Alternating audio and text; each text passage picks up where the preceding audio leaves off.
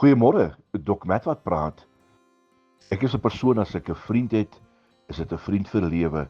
Ek maak vriend wat die res van die lewe saam met my sal stap en ek koester ons verhouding en ek maak seker hierdie verhouding word mooi opgepas.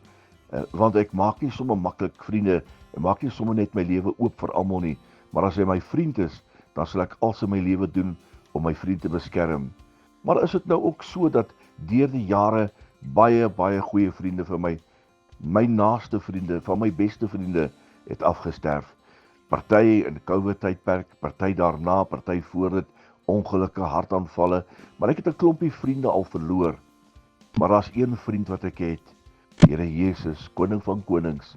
Daar was 'n stadium dat hulle hierdie vriend van my doodgemaak het, onskuldig doodgemaak het, aan 'n kruis gehang het.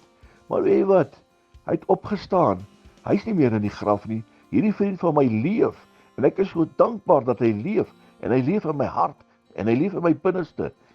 Hy's altyd daar vir my, hierdie groote God.